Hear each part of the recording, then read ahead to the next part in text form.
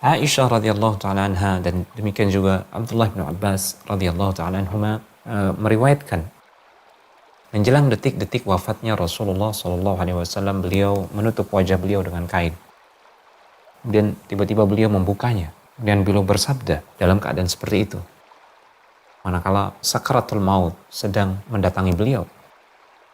Beliau bersabda, "La'natullahi 'alal yahudi wan nasara ittakhadhu qubur anbiya'ihim masajid." Laknat Allah bagi Yahudi dan Nasrani.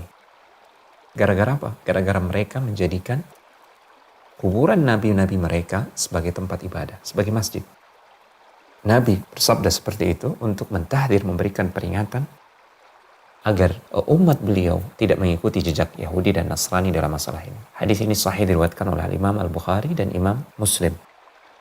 Dalam hadis ini Rasulullah SAW mengabarkan tentang laknat Allah atau doa beliau bagi Yahudi dan Nasrani untuk turunnya laknat kepada mereka gara-gara mereka menjadikan kuburan nabi-nabi mereka sebagai tempat ibadah. Itu baru sebatas menjadikan kuburan nabi-nabi mereka sebagai tempat ibadah.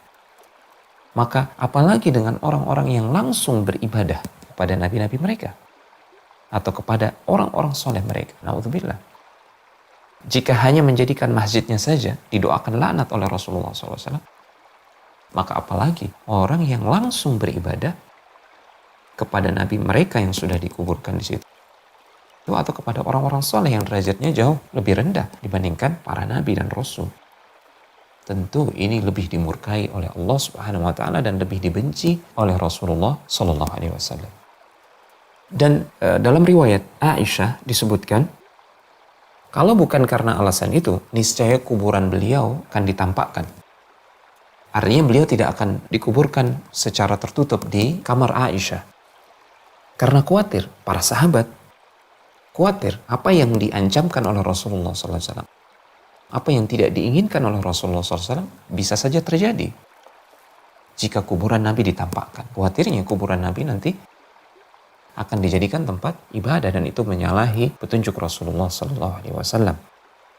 Di samping alasan yang lain, bahwasanya setiap nabi dia dikuburkan di tempat dia diwafatkan oleh Allah Subhanahu wa taala, dan kebetulan Rasulullah SAW beliau wafat di kamar Aisyah radhiyallahu taala anha.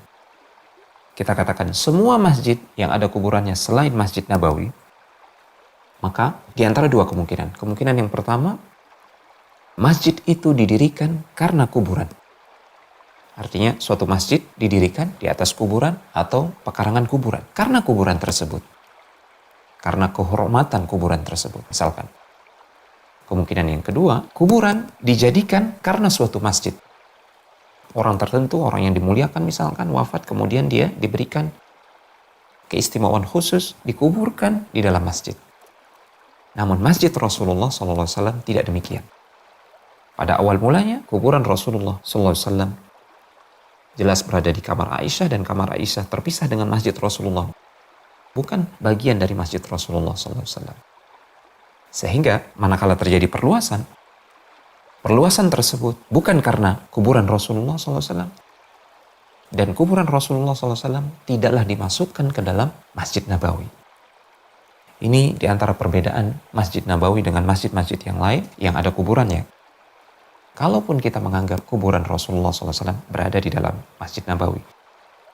Namun pendapat yang benar dalam hal ini adalah kuburan Rasulullah SAW bukanlah bagian dari Masjid Nabawi.